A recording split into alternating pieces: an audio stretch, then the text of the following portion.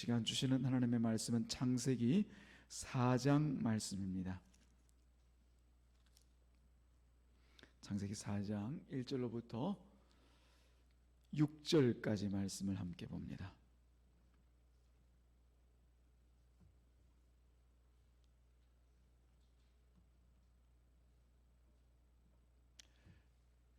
다 찾으신 줄 알고요. 창세기 4장 1절로부터 6절까지 말씀을 한 절씩 나누어서 교독합니다. 1절, 아담이 그의 아내 하와와 동침하매 하와가 임신하여 가인을 낳고 이르되 내가 여호와로 말미암아 등남하였다 하니라.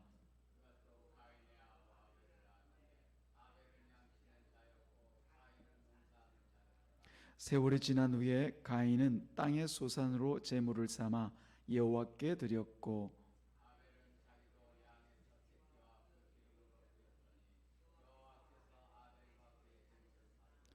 가인과 그의 제물은 받지 아니하신지라. 가인이 몹시 분하여 안색이 변하니 여호와께서 가인에게 이르시되 내가 분하여함은 어찌 됨이며 안색이 변함은 어찌 됨이냐. 아멘. 하나님 아버지, 이 시간도 주님께서 우리를 사랑하심으로 이제 다시 한번 주님의 말씀을 듣게 하실 시간입니다. 성령께서 주께서 약속하신 이 성경의 말씀을 통하여 주의 뜻을 깨닫고 듣고 알고 순종하는 자리까지 나아가는 우리가 될 수 있도록 도와주옵소서. 전하는 자와 듣는 자가 다 주 안에 있사오니 성령께서 우리 안에 역사하옵소서. 예수님의 이름으로 기도드리옵나이다. 아멘. 우리가 앞서 본 3장 말씀 안에서 보게 되면은 이제 범죄한 이 인간의 상황과 앞으로 펼쳐질 그런 운명들을 우리가 대략 알 수가 있었죠. 하나님께서 범죄한 인간을 에덴 동산에서 그 풍요롭고 어떻게 보면은 아름다운 동산에서 내보내십니다. 그리고 그룹들과 두루 도는 그런 불칼을 두어서 생명나무의 길을 이제 지키게 만드시죠. 이로써 이제 인간은 죽은 자로서 살아갈 뿐만 아니라 생명 앞에 나아갈 아무 소망이 없는, 그 길이 완전히 차단된 그런 숙명을 살 수밖에 없는 그런 존재가 되었다는 것을 3장에서 알게 되었습니다. 그러나 하나님께서 그런 인간에게 구원의 불씨를 또한 남겨두셨다는 것을 우리 3장 15절을 통해서 알게 되었죠. 이제 4장부터는 이 선악과를 먹고 생명의 길에서 떠난, 생명에서 떠난 인간의 역사가 어떻게 전개되어지는지를 이제 보게 될 것입니다.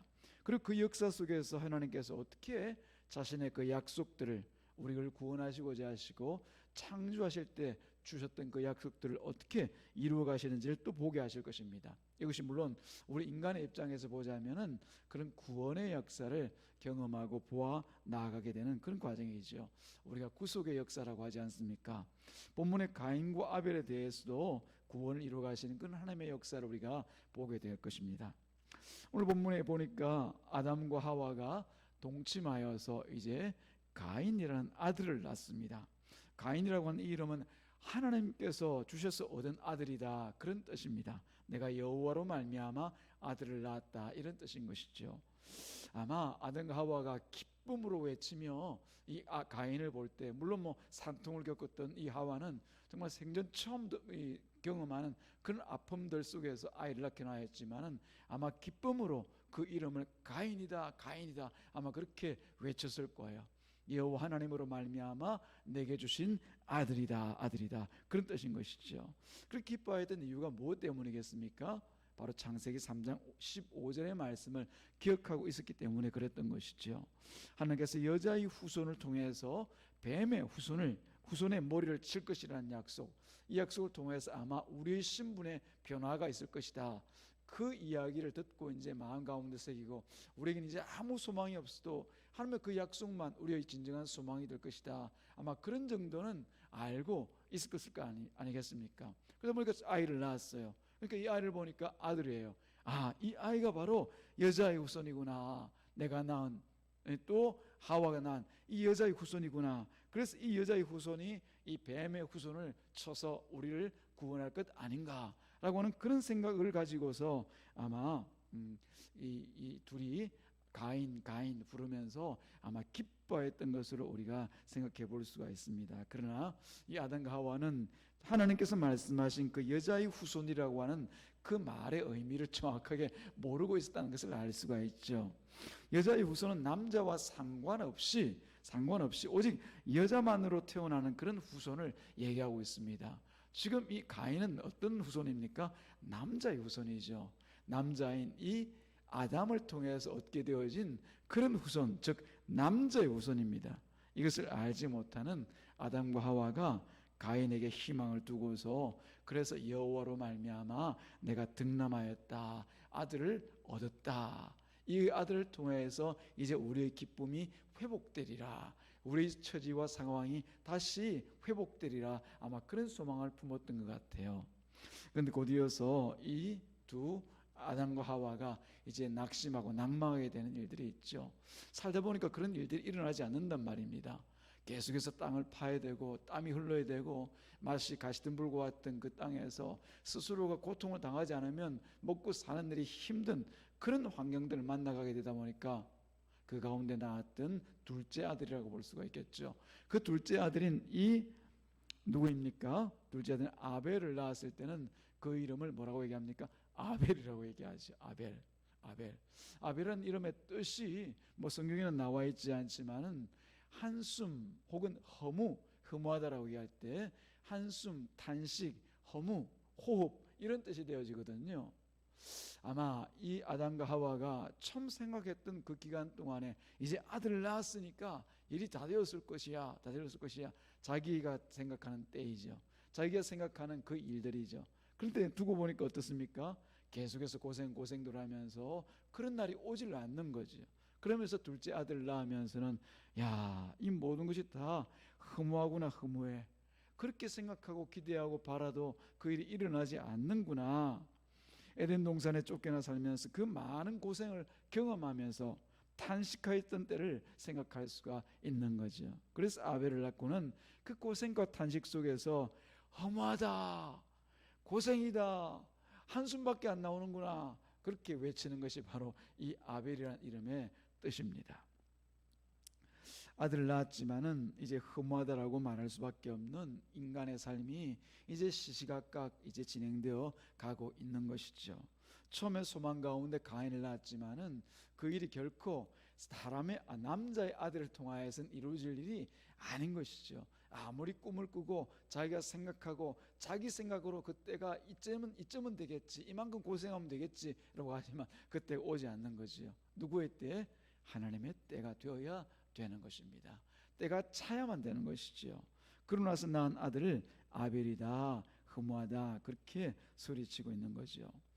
이때 이제 가인과 아벨이 자라서 스스로의 생계를 유지할 때가 되어져 갑니다. 그러고 난 뒤에 이제 하나님 앞에 나아가서 스스로가 이 얻은 것들을 가지고 제사를 드리게 되어지는데 그 이야기부터 이제 사장이 시작되어집니다. 하나님께서 이 두 사람의 제물을 받으시면서 제사를 받으시면서 이 서로가 다릅니다. 그 결과가 다릅니다. 우리가 잘 아는 것처럼 가인과 그 제물은 받지 않고 아벨과 그 제물은 받습니다.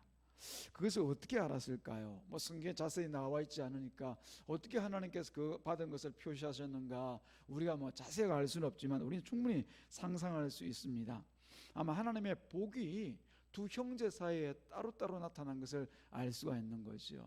아벨이 제사를 드리고 난 뒤에 나타난 일과 그리고 가인이 제사를 드리고 난 뒤에 그 삶의 자리에서 나타난 모든 모습들이 서로가 달랐던 것을 알 수가 있습니다. 그것을 통해서 두 사람 사이에 나는 하나님께서 기뻐하시는 제사를 드렸구나. 또 가인의 입장에서는 야, 내가 이렇게 하나님 앞에 제사를 드렸는데도 왜 내게는 즉 아벨과 같지 않지? 아벨과 같이 저런 일들이 나타나지 않지?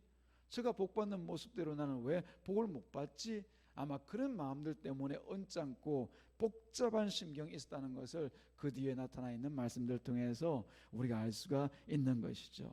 근데 우리가 여기서 어떤 복을 받았는가 이걸 알기 전에 하나님께서 왜 두 형제가 드리는 이 제사를 하나님께서 하나는 받으시고 하나는 받지 않았을까라고 하는 것을 우리가 알아야 됩니다. 그것을 알게 하시고자 하나님께서 이 말씀을 이제 우리 가운데 기록하게 하신 것이죠. 우선 드러난 이 성경을 통해서 보자면은 가인은 농사를 짓는 사람입니다. 농사를 짓던 이 가인이 땅의 소산으로 제물을 삼아서 여호와께 드렸다라고 되어져 있습니다. 그리고 목축을 하던 이 양을 치던 아벨은 그 양의 첫 새끼와 그 기름들을 하나님 앞에 드립니다. 근데 성경에서 우리 표현에는 정확하게 나타나 있지 않지만 우리가 원어를 찾아보게 되어지면은 이 새끼라고 하는 것은 한 마리, 딸랑 한 마리, 고작 한 마리 드린 것이 아니라 복수로 되어 있습니다. 그 첫 새끼들을, 그 기름들을 이렇게 되어 있거든요. 그러니까 단순히 한 마리 기름 한 덩어리 이렇게 해서 올려드린 것이 아니라 아마 아벨의 그 제사상에는 많은 첫 새끼들과 많은 기름들을 올려서 풍성하게 드렸던 것을 알 수가 있는 것이죠. 그것을 통해서 하나님께서 받으시고 안 받으시고라고 하는 그 이유를 단정하기는 쉽지 않지만은 우리가 다시 한번 나타나는 일들을 통해 주의 깊게 볼 필요가 있습니다. 재물 그 자체 때문만은 아니었던 것을 우리가 알 수 있죠. 물론 우리가 하나님께서 원하시는 제사는 피의 제사다. 그래서 피제사를 하나님께서 받으시고 농산물을 통하여서 드리는 그 제사는 이 하나님을 알지 못하는 처사임으로 받지 않았다. 그렇게 우리가 생각해도 좋습니다. 그러나 나중에 보게 되어지면은 하나님께서 곡식도 제물로 받으시거든요. 우리가 어떤 때 소재 같은 것은 밭에서 나는 혹은 자기가 소작물로 거두어들이는 이런 농산물도 하나님께서 거제로나 혹은 소재로 받으신단 말이죠. 그것을 통해서 볼 때 굳이 이 재물 자체가 문제가 되었다라고는 볼 수가 없다는 것을 생각해 볼 수가 있습니다. 더 중요한 이유가 있다는 것을 볼 수가 있죠. 그래서 본문을 자세히 들여다보면은 초점은 재물이 아니라 그 사람에게 있다는 것을 알 수가 있습니다. 아벨과 그 재물, 가인과 그 재물이라는 것이죠. 아벨이 드리는 그 제물, 가인이 드리는 그 제물이라는 뜻으로 우리가 해석을 해볼 수가 있습니다.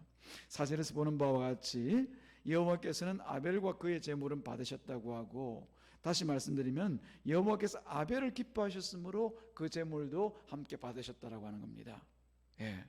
그리고 반대로 얘기하자면은 가인은 하나님께서 기뻐하지 않으셨으므로 그가 드리는 그 밭에서 또 땅에서 나는 그 소산물들을 받지 않으셨다라고 하는 것이죠. 그 제물의 양이나 혹은 제물의 어떤 재료나 이런 것들이 더 중요한 것이 아니라 그 사람 자체가 더 중요했더라는 것을 우리가 알 수가 있습니다. 이처럼 하나님께서는 재물 그 자체를 보고 판단하시는 분이 아닙니다. 우리 너무나 잘 알고 있죠. 그래서 우리가 아는 시편 50편 8절 말씀에서도 보면은 이렇게 고백하고 있습니다. 하나님께서 이렇게 말씀하십니다. 나는 네 재물 때문에 너를 책망하지는 아니하리니 내 번제가 항상 내 앞에 있음이로다. 네 번제가 내 앞에 드릴 때 내가 그 드리는 번제 가지고 내가 너희들을 뭐라 하더냐 그 마음의 중심이 더 중요하지 않냐 그런 뜻이죠.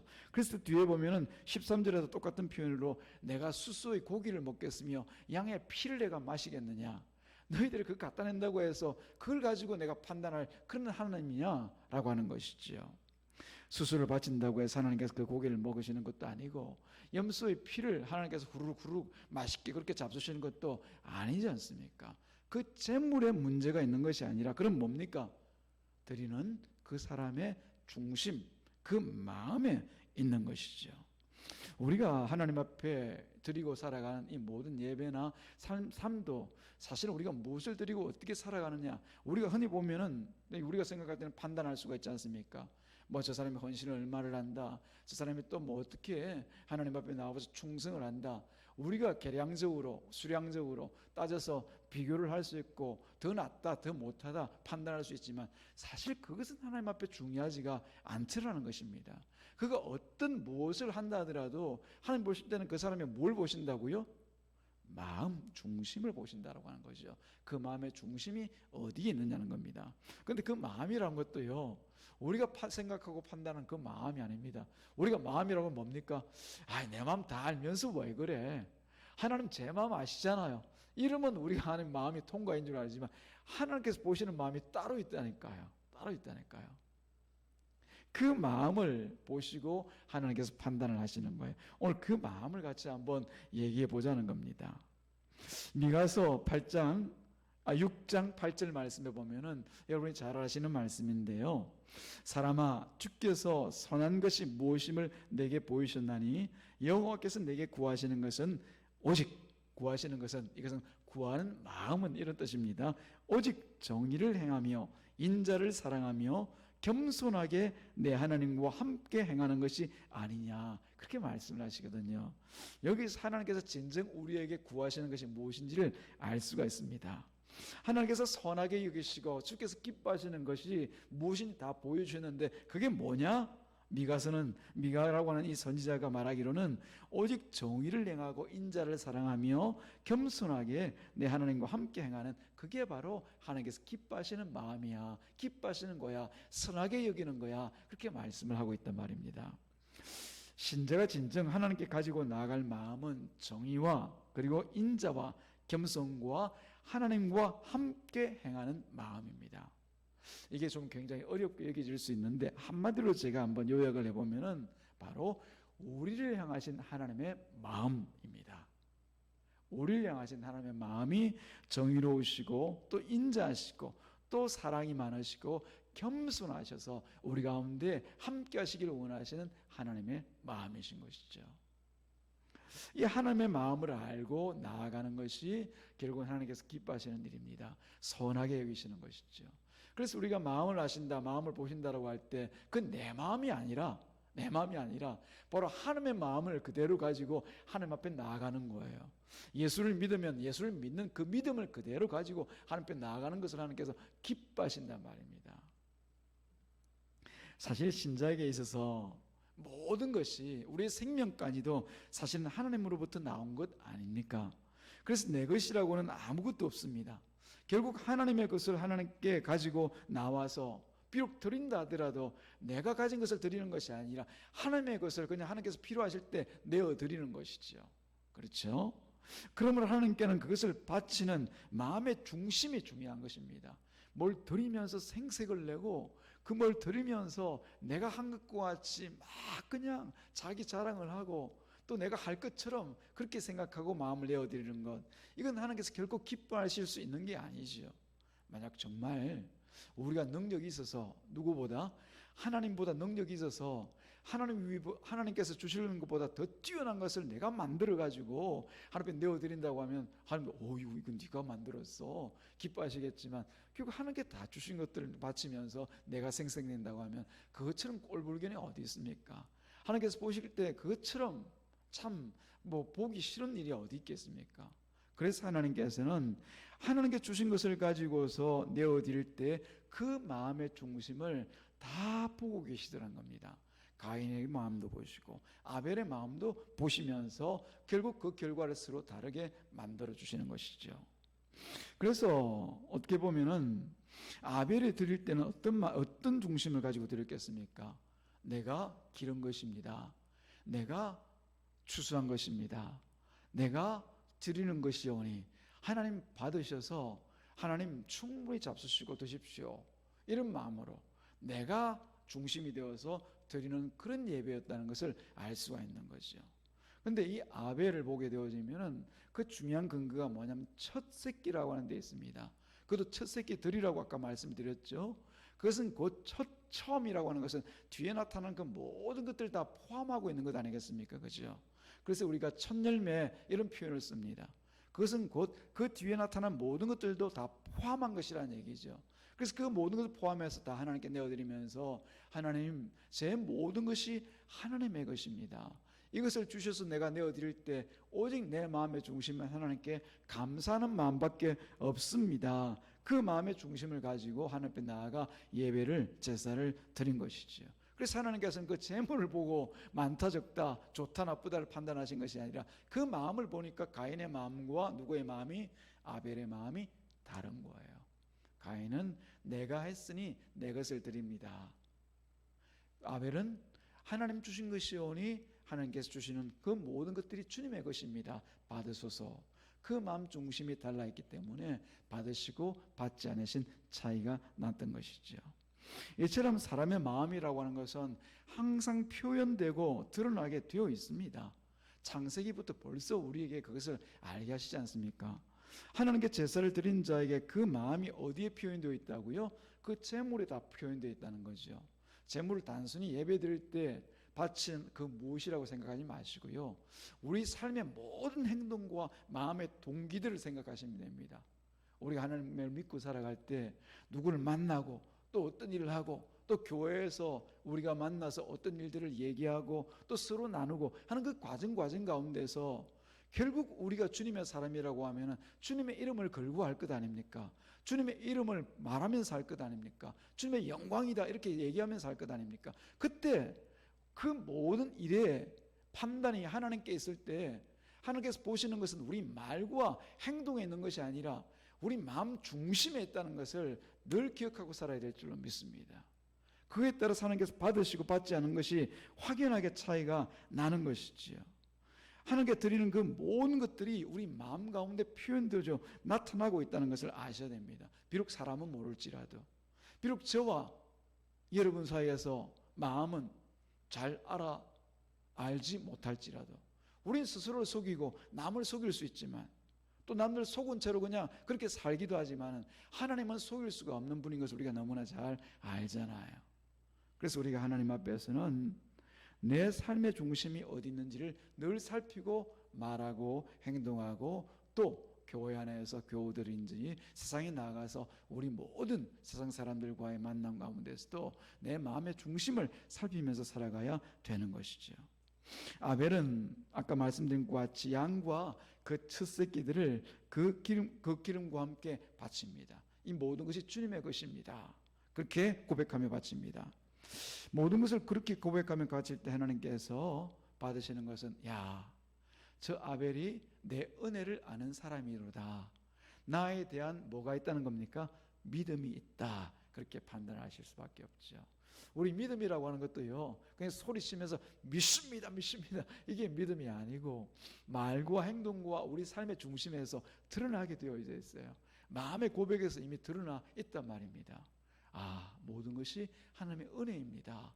이렇게 고백할 수 있는 사람이 결국 믿음으로 살아가는 사람입니다. 그래서 그 마음 가운데 은혜로 살아갈 때 우리 가운데 없는 게 있어요. 뭐가 없습니까? 불평과 불만과 원망과 시기와 질투가 없어요. 다 만족하고 다 감사하고 살아갑니다. 왜요? 은혜니까. 하나님으로부터 그저 받는 것이니까 아이고 감사합니다. 감사. 이 감사만 말하기도 더 급하죠. 그죠? 언제 원망할 틈이 있습니까? 언제 불평할 사이가 있어요? 언제 남을 시기하고 질투할 틈이 있겠어요? 늘 감사로만 살아갈 수 있는 것이죠. 그걸 우리는 믿음이라고 그래요. 믿음. 하나님께서 모든 것을 행하셨기에 내가 은혜로 받았고 은혜로 받은 이 모든 것이 하나님께서 주신 것이기에 내게는 만족합니다. 감사합니다. 그렇게 살아가는 것이 우리의 믿음입니다. 나를 믿는 게 아니고요. 나를 믿는 게 아니고 다른 그 무언가를 믿는 게 아니라 하나님을 믿는 믿음이 바로 그런 믿음인 것이에요. 사랑하는 여러분, 반면에 가인은 단지 땅의 소산을 바칠 뿐이었습니다. 제가 상상하기로는 아마 이 가인도 풍성하게 해서 잔뜩 차려놓고 막 이렇게 바치지 않았을까 싶습니다. 소홀히 하지는 않았겠죠, 그죠? 소홀히 하지는 않았겠죠. 왜냐하면 자기 바로 아버지가 에덴 동산에서 나온 사람 아닙니까? 하나님이 어떤 분인지 잘 알고 그 하나님께 잘 보여야, 잘 살아야, 그 앞에 어떻게 살아야 네가 복을 받고 산다는 것을, 네가 최소한 화를 당하지 않고 산다는 것을 여러 차례 얘기했을 것 아닙니까? 가인, 너는 내 희망이야, 내 소망이야. 여호와로 말미암아 내가 득남하였다. 너희가 내 소망, 잘 가르쳤을 것 아닙니까? 그러면서 이 가인이 하나님께 그 중심과 그 마음은 알지 못한 채 그저 잔뜩 쌓아놓고 드렸지만은 그 마음은 어떻습니까? 보십시오, 하나님, 내가 얼마나 멋있게 드렸습니까? 이건 내가 얼마나 땀 흘려서 이 추수했는지 모르시죠? 힘들었어요. 하나님 받으세요. 제가 이런 사람입니다. 아마 그런 자랑거리가 그 앞에 있었을 것입니다. 이것을 보면 가인과 아벨이 각기 자기의 소산을 바라보는 그 마음부터가 달랐던 것을 우리가 알 수가 있습니다. 아벨은 자신이 주신 그 모든 것을 모든 것에 대한 그 감사를 담아서 하나님 앞에 나아갔고, 가인은 자신에게 재물을 주신 하나님에 대한 감사와 신앙의 고백은 없고 단지 자신이 거둔 것 중에 골라서 의무적으로 내어드렸다는 것, 그리고 자신을 드러내었다는 것을 알 수가 있는 것이죠. 이로 인해서 아벨의 제사에는 감사가 있었고 가인의 제사에는 감사와 믿음의 고백이 없었던 것을 알 수 있습니다. 그래서 받고 받지 않고의 차이가 났던 것이죠. 우리 신자에게 중요한 것은 하나님께 무엇을 얼마나 바치는가가 아니라 어떤 마음으로 하나님 앞에 내가 서 있는가라고 하는 것을 다시 이 시간을 통하여서 스스로가 돌아보시고 또 챙겨보시기를 주님의 이름으로 축복합니다. 우리 예수님, 우리 그리스도가 되신 그 예수님의 은혜로 살아가는 신자는 이것을 반드시 알고 살아가셔야 돼요. 중요한 것은 하나님께서 받으시는 사람이 누구인가지, 우리가 무엇을 했는가가 중요하지가 않습니다. 많은 일을 하고서도 결국 버림을 받는 사람이 있지 않습니까? 누구입니까? 사울이 그랬습니다. 사울이 이스라엘 초대 왕으로서 세워져 가지고 그가 행한 일을 사실 고지고대로만 보면 많은 일들을 했어요. 이스라엘 백성들 앞에서 참으로 인기도 많았고요, 대단한 사람이었습니다. 그럼에도 불구하고 그 마음 중심이 하나님께 있지 않았기 때문에 그는 하나님으로부터 버림을 받는 거죠.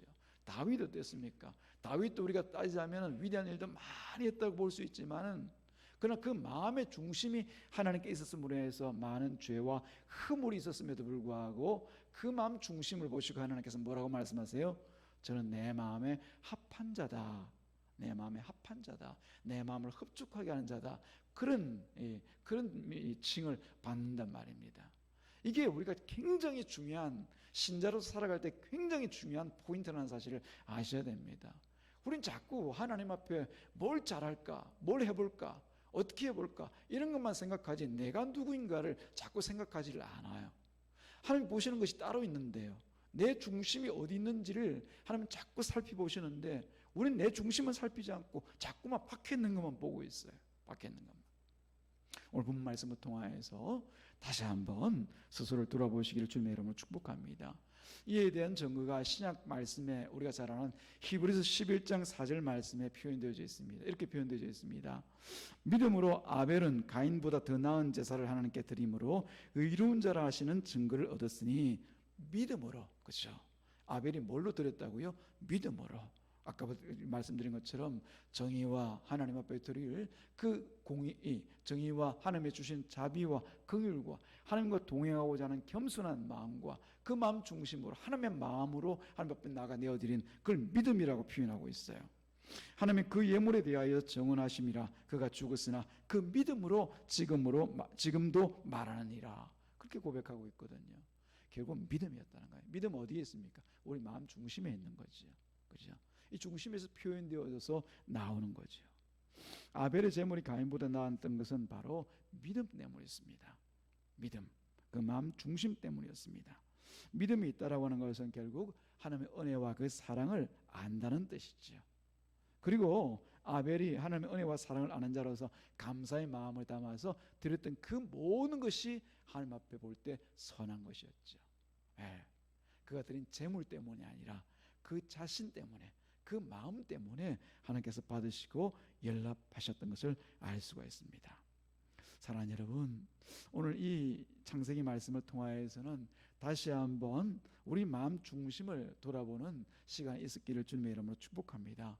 하나님께서 받으시는 사람은 이미 하나님의 것이 되었다는 것을 알고 믿는 사람입니다. 내 모든 것이 하나님의 것임을 고백하는 사람이라는 사실을 다시 한번 우리가 확인하게 되었습니다. 우리도 예수를 믿고 믿음으로 살아가는 사람 아니겠습니까? 이건 곧 내가 내 주권으로 살아가는 사람이 아니라 바로 예수 그리스도의 주권 안에서, 그 주권 안에서 주인을 삼아 살아가는 사람이라는 사실을 우리가 믿음으로 고백하는 것이죠. 우리는 스스로가 주인 되어서는 안 될 사람입니다. 예수님이 우리의 주인이 되셔야 되고 우리 주권자가 되셔야 되고 또 우리를 이끌어 가시는 주님, 로드가 되셔야 됩니다. 아멘? 아멘입니다. 기도하겠습니다. 하나님 아버지, 감사와 찬양을 드립니다. 오늘도 주님께서 수요일 저녁에 우리를 불러주셔서 다시 한번 우리 마음 중심, 신앙의 중심을 돌아보게 하시고 진정 우리가 믿음 가운데 있는지, 하나님의 주신 그 마음 가운데 있는지를 돌아보게 하시니 감사합니다. 오직 주님을 따라 살아가는 우리의 삶이 되게 하여 주옵소서.